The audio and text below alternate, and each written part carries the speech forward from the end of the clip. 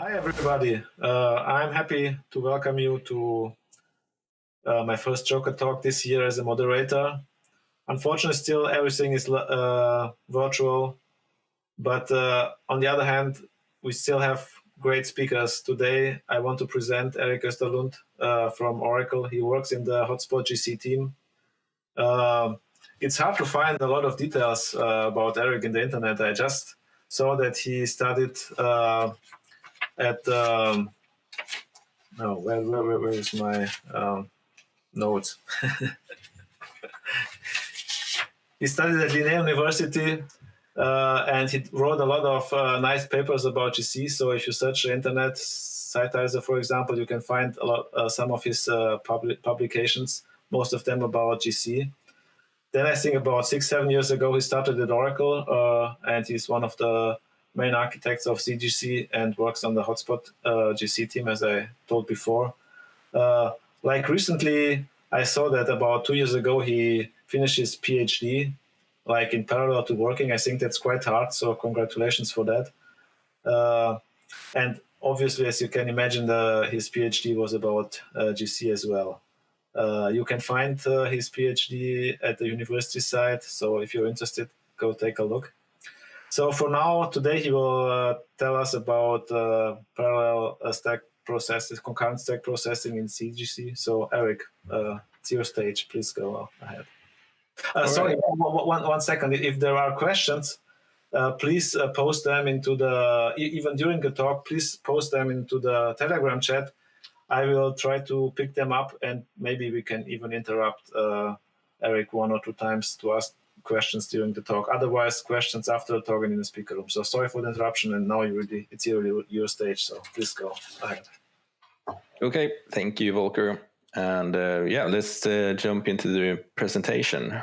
But before we do that, I first have to show this slide. It's a safe harbor statement. It's a legal thing that basically says that you shouldn't really rely on anything that I'm saying. However, I'd like to point out that we're working on an open source project, so you can always check the code. So the content of my talk is to first talk a little bit about what ZGC is, what goals it has, and provide a bit of a technical overview of ZGC. And after that, I'll jump into the main part of this presentation, which is really about JEP 376 ZGC concurrent thread stack processing, and talk a bit about what the goals were there, and provide a technical overview, and then have a bit of an evaluation. And then if we have time for questions, we'll have some questions at the end as well. So what is ZGC? Well, at a glance, you could say that it's a low latency, scalable, and easy to use garbage collector. Those are the main things. And on the implementation side, it's concurrent, tracing, compacting, region-based, NUMA-aware, and uses load barriers. So that's the kind of profile of the GC. And this is best understood by looking at the goals. The goals that we used to have before my cool JEP, before JDK 16, was to have maximum pause times of 10 milliseconds and deal with Java heaps that are 16 terabytes or less. And all of this we wanted to achieve with not more than 15% CPU overhead. And one important goal as well that is very explicit for us is that it has to be easy to tune. So that's kind of important to us. However, this changed a bit recently with my cool JEP. The GC pause time target, we moved that to sub-millisecond range instead. And we'll soon see why. So with ZGC, the GC pauses do not increase with the size of the heap or live set. And it used to be true that the GC pause times, however, did increase with the root set size. But since my cool JEP, we actually do not increase GC pause times with the root set size either. So yeah, we do almost nothing in our GC pauses. And we can see here a bit of an overview of what a GC cycle might look like with ZGC. In particular, before my cool JEP, I'm gonna walk through what happened here. The The green vertical bars are GC pauses, and the yellow lines denote some kind of concurrent phase while the application is running. And we'd start the whole thing with scanning the routes, and this needs to traverse the thread stacks in the entire system in mark start, to mark the routes pointing into the Java heap. And once that's done, we'll release a save point, lets the application threads run. And while they're running, we mark through the object graph. And at the end of marking, we have a synchronization point to say, hey, marking is done now.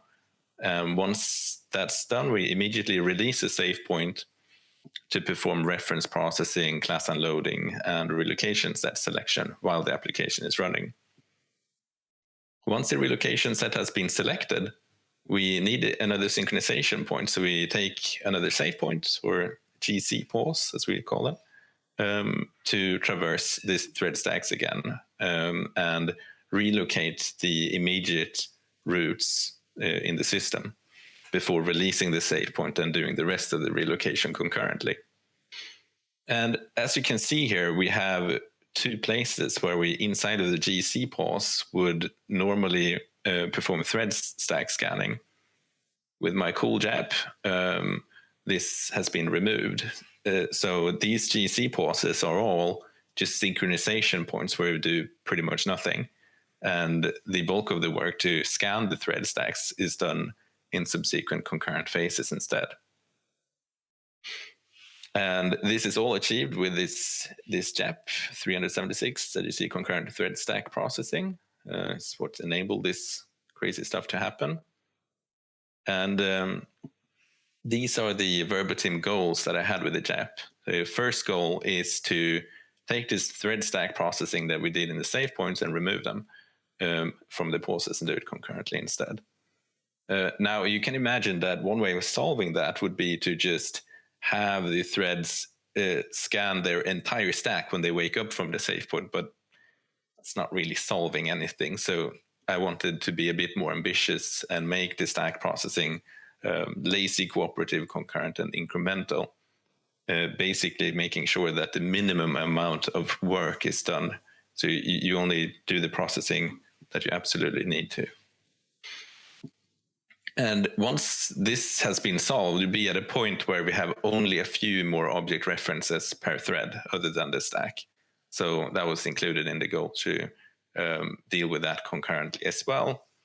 And finally, I wanted to have this mechanism available as a shared framework so that it can be, used by other things that need to do concurrent processing of snapshots of stacks. So the basic mechanism I call stack watermarks. And if you look at this little figure to the right, we have a stack that grows downward. And the idea here is to somehow split the stack into two parts, and a safe territory and an unsafe territory. In the unsafe territory, routes have not yet been processed, so everything is looking a bit bogus. Where in the safe territory, the routes have been processed, and you can use the frames as if they had been processed in a save point. And in order to do this, we're going to introduce a bit of an invariant that the top two frames are always processed, and I'm going to call them caller and callee. So we need to have at least two frames, caller and callee, that are processed. The reason it's two frames and not a single frame is that the in hotspot, the caller and the callee are kind of intertwined in a way. Sometimes it's a bit ambiguous where arguments belong to the caller or callee is kind of swapping around a bit. In order to dodge that problem, not have to deal with this ambiguity, I have decided to have two frames processed so I don't have to deal with that. Then we're going to have some kind of mechanism for detecting from these, if we unwind from a frame that we're about to break the invariant and fix that up. And when a Java thread that has stopped for a save point starts running again, it needs to process 3 frames when it wakes up from the save point. We'll see later on why it's 3 in particular. We're also going to have multiple threads trying to do this processing and competing for it. To deal with that, there's going to be 1 lock per thread that needs to be held to do the processing. So let's take an example and look at what we want to achieve before looking at how. If we start off here in mark start, where the marking started, we have a stack here and it's growing down again. And normally we would walk the entire stack to find all the roots. Now, what we're going to do instead is to do absolutely nothing and just release the save point and continue running. And the first thing that will happen is the Java thread that was running before the save point wakes up. And it wakes up from the save point. It will trigger something that I'm going to call initial processing. And this is where we will, right off the bat, process 3 frames. And the bottom 2 of those are called caller and callee, which denotes their natural relationship. One is a caller, the other one is a callee. Now, if we return from the top frame in our Java thread, we just return from the top frame, we can see that we still haven't broken our invariant. We still have a caller and callee frame, 2 frames, they are processed, everything is looking good. However, if we return one more time here, then there would be only 1 processed frame left, and we don't want that. So here we're going to have to somehow detect this situation and perform processing of 1 frame, so that it would end up looking like this. We would shift the caller and callee relationship up 1 step. Now, at this point, your Java thread might also start calling some other methods, and that's fine. I'm marking them as green here because they were not part of the original snapshot of the stack, but that's fine. Nothing to do there, as long we still have our invariant that we have at least 2 frames that have been processed. However, at this point, we might, from the GC point of view, also want to force processing. There's nothing telling that if we only leave it to the Java thread that we will ever process the entire stack. So the GC needs to be able to step in here and trigger processing from the side while the application is running. And this will shift the caller and callee frames up 1 step. And eventually, if it processes the next frame, then the entire stack is processed. And as you can see, all these white frames that are marked in this figure correspond to the same frames that we had in the original snapshot. So we essentially going to lazily process the exact same frames, and we're just processing a bit later and concurrently. Easy peasy. So now that we know what we want to achieve, let's have a little look at how to do it. And the first step is the initial processing. The way this works is that inside of the GC save point, mark start in this case, where we start marking, we are flipping the current GC phase, and then we just release the save point. And when the Java thread wakes up, it's checking which was the last processed phase and compares it to the current phase, and it will see that they're not the same. This makes the code very sad. It will detect that now all the roots are invalid. We need to do something about this, and we trigger the initial processing, and we process 3 frames. And we also, in the initial processing, process the random other roots we had that were not a stack, so we don't have to deal with them.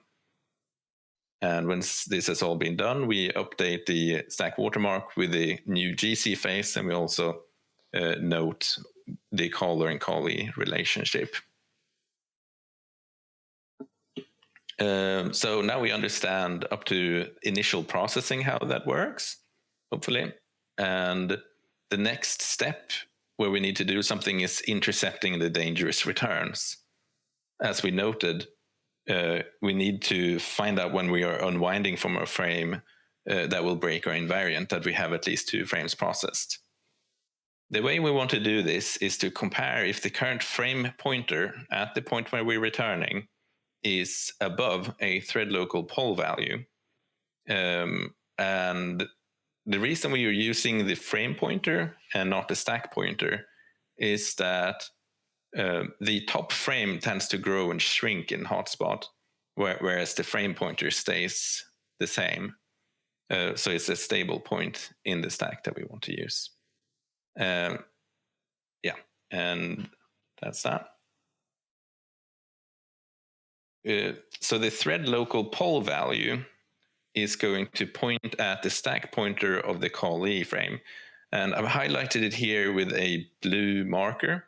So you can see for each step what the thread local poll value would be. So this check will add a few instructions at the method epilogue. However, adding more instructions that will be called for each call, each Java call, is a little bit performance sensitive. So in order to do the best out of this situation, I looked into incorporating the check into another existing check there, namely the save point poll. In the method epilogue, whenever we return from a method, we perform a save point poll. And this new check replaces that save point poll, so we don't need the old one anymore. We can have only this new check and remove the old check. The situations are slightly different now for compiled methods and interpreted methods.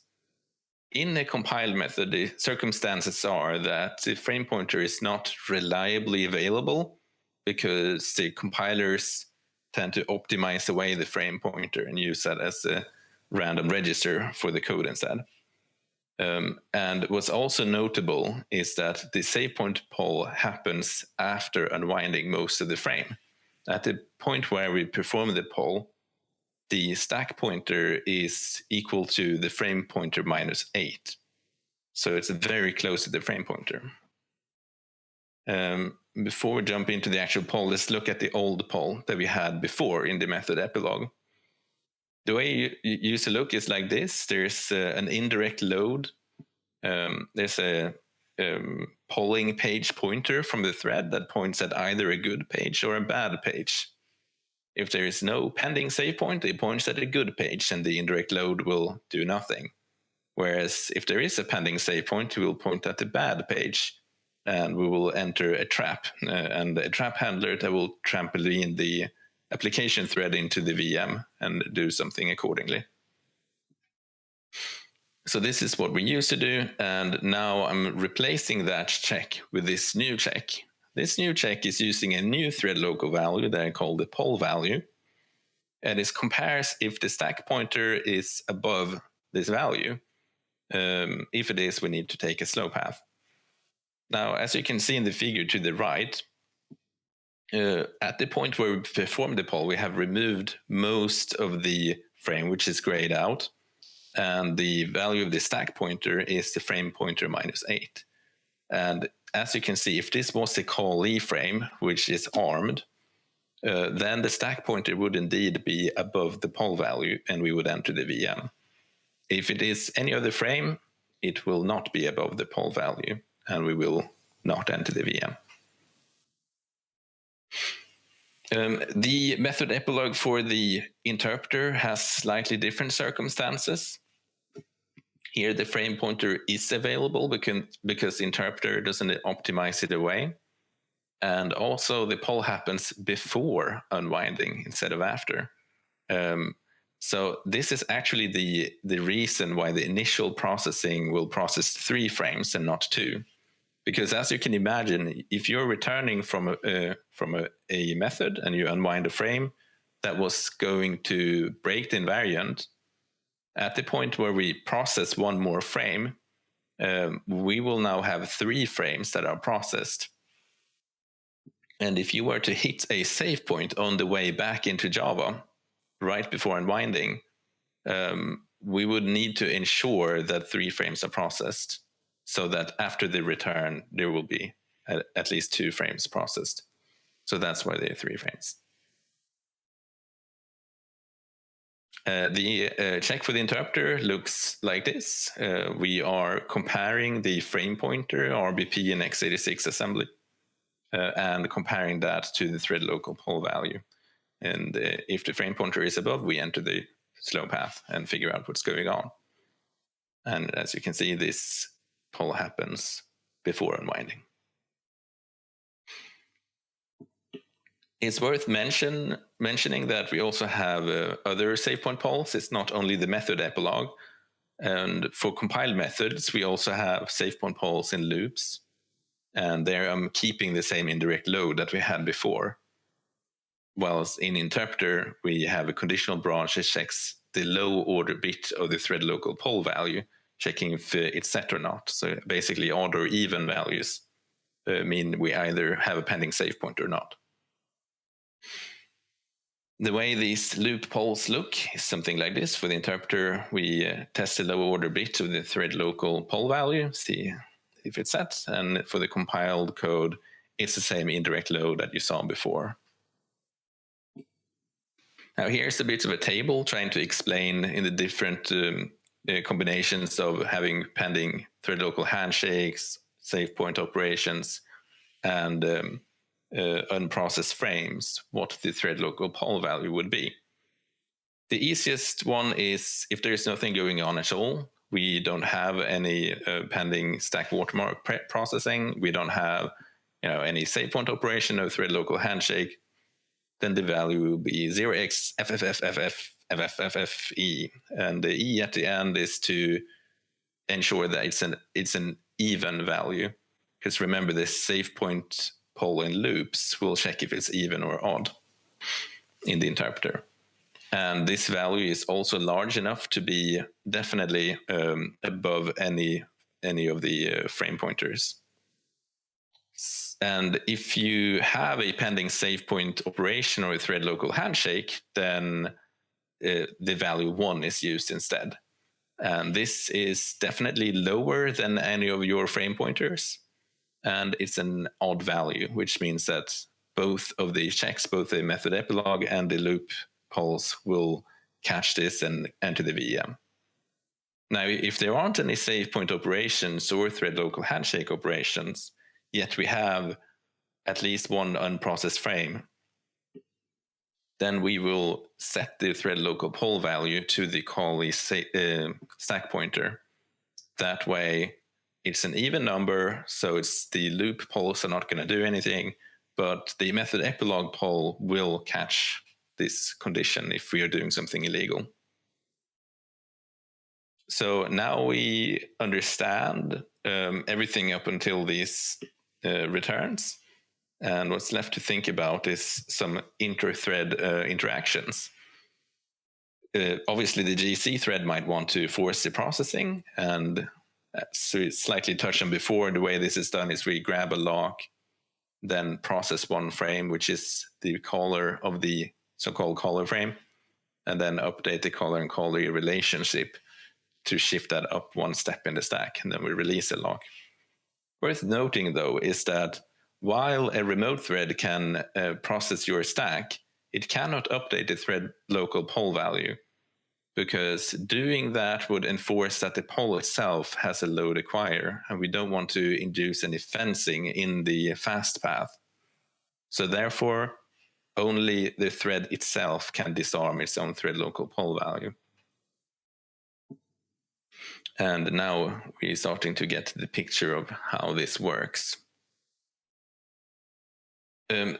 It's worth noting, though, that there are some more intra-thread interactions where it's not only about the stack. Remember, we also have some non-stack routes. So any thread can actually initiate the initial processing on any other thread, and it will do so under a lock.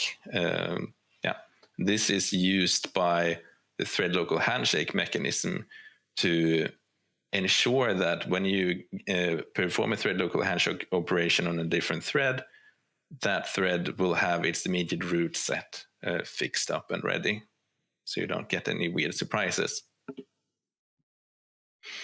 There's also a bunch of stack walkers in hotspots that walk the stacks, and once you have initiated the processing on a thread, you are allowed to walk its stack. And as you can imagine, deeper into the stack, there will be some unprocessed routes, so we need to be able to deal with that. You might be thinking that we would be able to use load barriers onto the stack, but that turns out to be a really bad idea. In Hotspot, we have object internal pointers, so we have pointers pointing inside of objects. And this kind of forces a specific order of processing in the frame, that these internal pointers need to be processed first before we can process the base pointer it refers to. Therefore, load barriers will kind of blow things up and will crash horribly. So instead of doing that, I've injected some hooks when we ask a frame who its color frame is. So whenever we ask for a color of a frame, we will have a hook to check if we are about to break in invariance and make sure that the processing has occurred before we expose the frame to the VM. And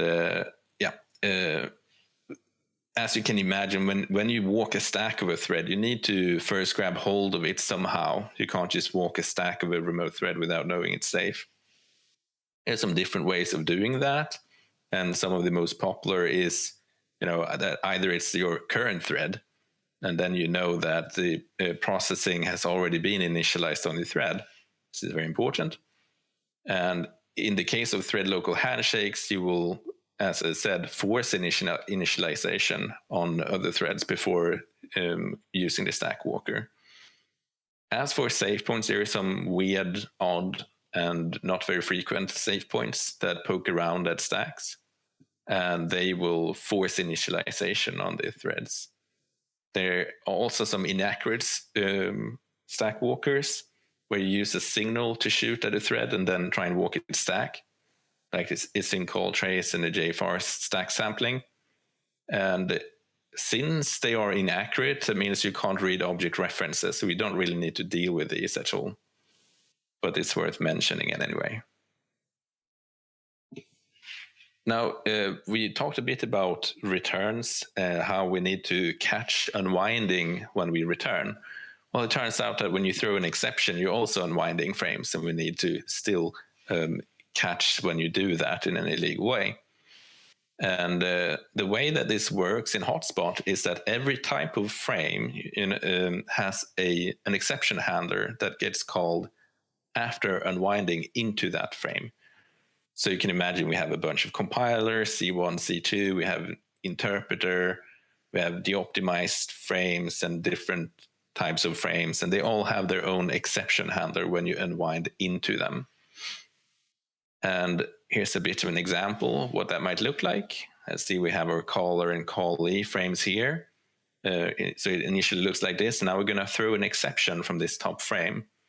And what happens then? We unwind, and after unwinding, we check what's the current type of frame, C2 frame, and then we'll call the C2 exception handler, which will have a hook to check if we need to do any processing, and we do.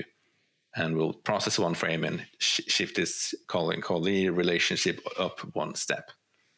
If we throw again, we will end up throwing into a C1 method, or a C1 frame, I should say. And then we will call a C1 exception handler that will perform a check if we need to do any more processing. We do, and process that, and throw again. It's going to enter the interpreter exception handler to see if we need any more processing. We do, and we continue. And when you throw again, we'll check there's a special exception handler for when you unwind into a de-optimization handler with an exception. And it will check if we need any processing. We do. And similar for upcalls from the VM into the Java code, there's a special exception handler for that, where we can check if we need to do any processing. So that's how that works. There's also a bunch of other more exotic ways of unwinding.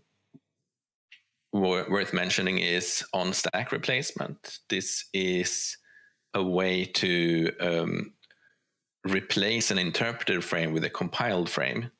And the way that this is done is essentially that you're unwinding the interpreter frame And then once you unwinded it, you replace it with a compiled frame. And as you can imagine, since we are in unwinding here, we need to have a check here, and we do. The optimization is doing the same thing, but in reverse. Instead, we're unwinding a compiled frame and replacing it with an interpreted frame, but this still is a form of unwinding, and we need to have the appropriate check there. There's also some weird JVMTI functionality where you can force returns inside of a method, even though it's not part of the normal flow of the code. And this also needs some explicit checks to make sure that this unwinding is caught and dealt with appropriately.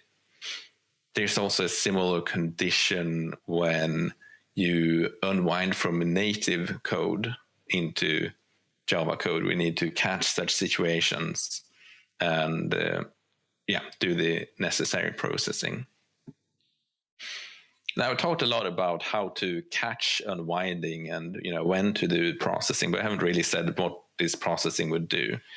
So the processing is really all about finding object references in the frame. Typically, we have some maps mapping registers and stack slots to references or to the roots in the stack frame that will point into the Java heap.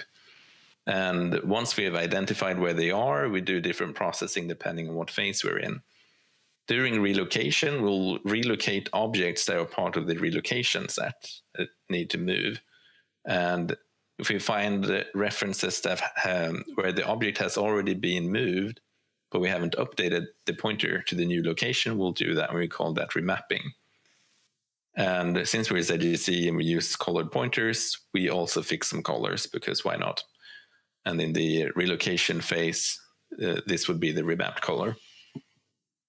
During the marking phase, we have some lazy remapping of things that were not remapped in the relocation phase. And now you might be wondering how on earth that could happen. Well, it's because during the relocation phase, we don't actually finish processing all the stacks. We don't force that the same way that we do during marking, because we don't need to. So instead, we have some lazy remapping there in the marking phase. And once the remapping has been done, we mark any objects we find as alive and color the pointers to some appropriate marked color. And it's not only the references that are directly in the frame. The frame also belongs to some kind of a method. And if it's a compiled method, then the compiled method itself has object references to the heap. And we need to make sure they are fixed as well. The way we use to deal with this is to have what we call the compiled method entry barrier, which would be called previously only on the first call into a method since a GC phase switch. However, now it turns out that we have two entries. We can either enter the method by a call or because we're returning into the method. Either way, we do the same thing. We fix up the method, all the object references get processed, and then we disarm the barrier. So that's how that works. Last but not least, I did touch a bit about how I wanted this to be extensible. And so I've written this as a more shared framework inside of a hotspot that allows other users of concurrent stack processing to use this. And notably, Shenandoah did adopt this. So now Shenandoah enjoys the same benefits as ZGC in terms of very small pause times. And there's also been some discussions about potentially using this to optimize JFAR stack sampling. The idea is that you might be able to do sampling only in the difference between two stack samples instead of traversing the entire stack. Now we have a bit of evaluation here. I did some runs of SpecJBB 2015 with 128 gigabyte heap. And the green bar that you can see here is results with JDK 17 with parallel GC, G1, and ZGC. And then there's an orange bar for ZGC only when comparing to before we had this stuff in JDK 15. And as always, when you do these kind of comparisons, you can't really see the ZGC bar, and you need some kind of log scale to see what it really looks like.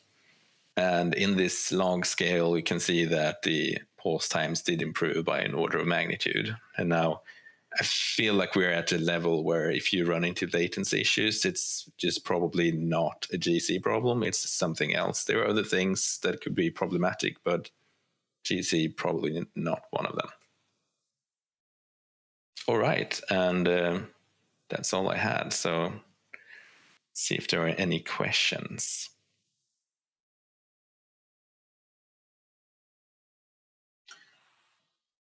There were no questions in Telegram until now.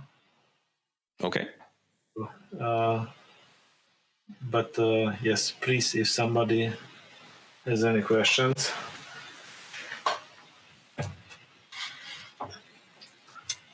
Otherwise, I can start with some questions.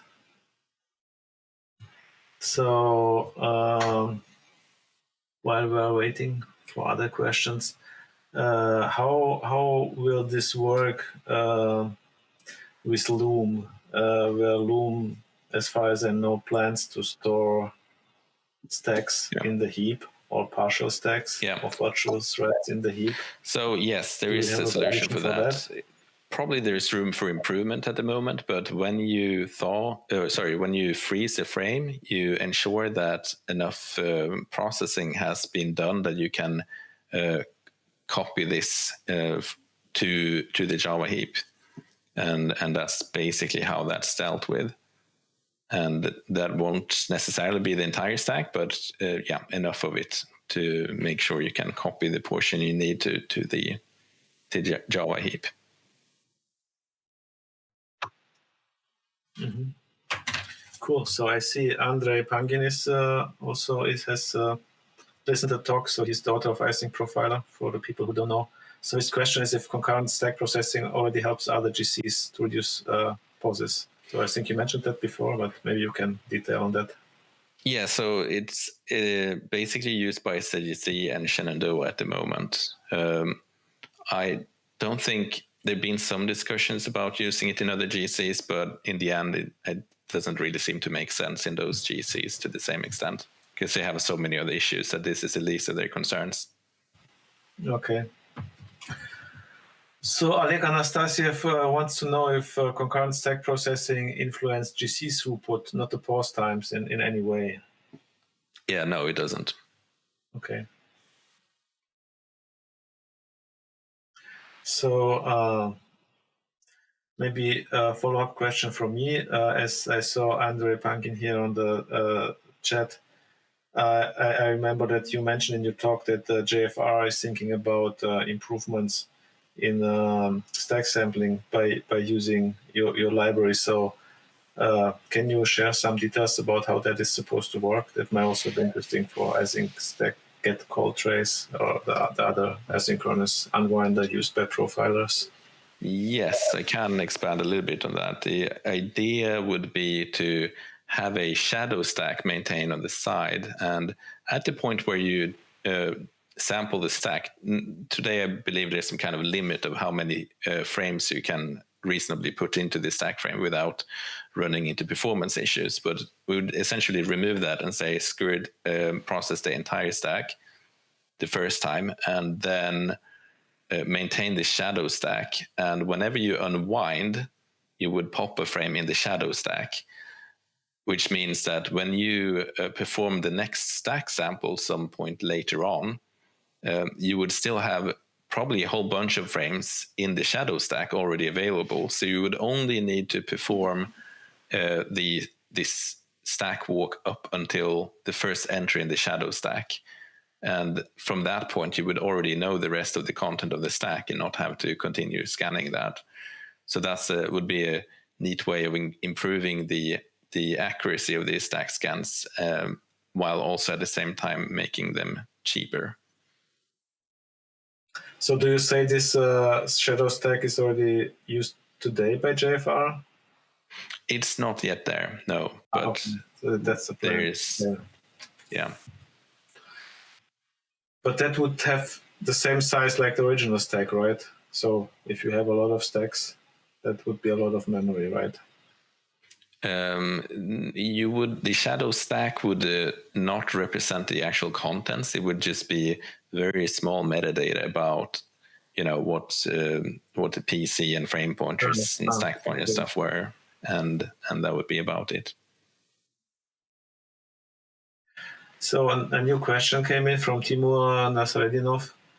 Are there any modifications to stack watermarking algorithm if native frames JNI are on the stack? Example, a lot of Java callbacks from JNI. Yes, there is a poll specifically to deal with this. We generate a wrapper for calling into native code, and when you return back to this wrapper frame, we have a check to see if we need to do any processing that will take you to the VM. So it's not necessarily difficult to deal with, but it's something that needs to be aware of and needs to be checked for explicitly. Okay.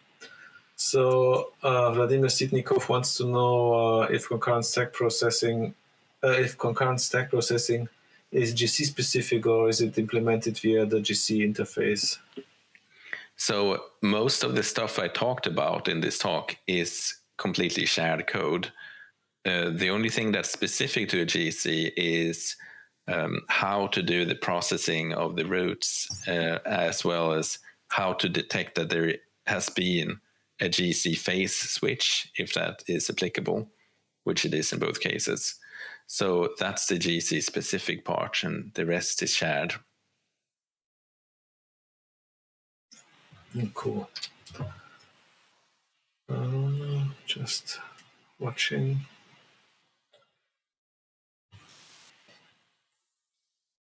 I still have another question. There were some proposals last year, I think, from some colleagues from Microsoft to implement, to extend escape analysis and implement stack allocation.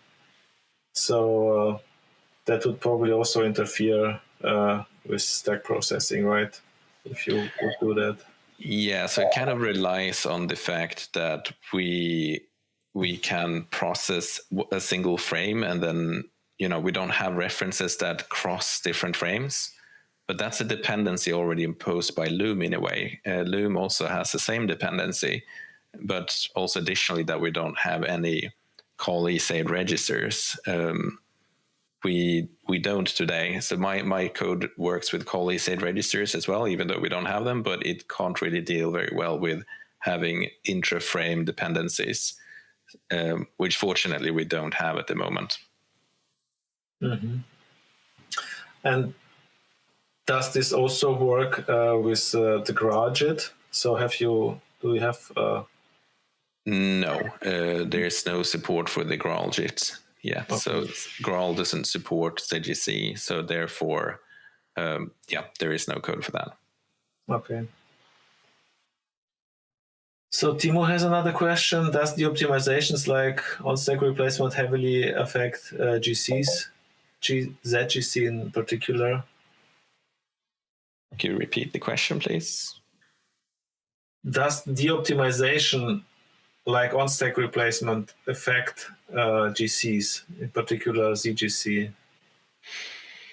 No, not really. I mean, they're annoying, but the only important thing is that we need to detect when you unwind with an exception into the optimize handler, because then we have deferred the point at which we need to process the frame, which we do indeed do. But other than that, it's quite GC agnostic.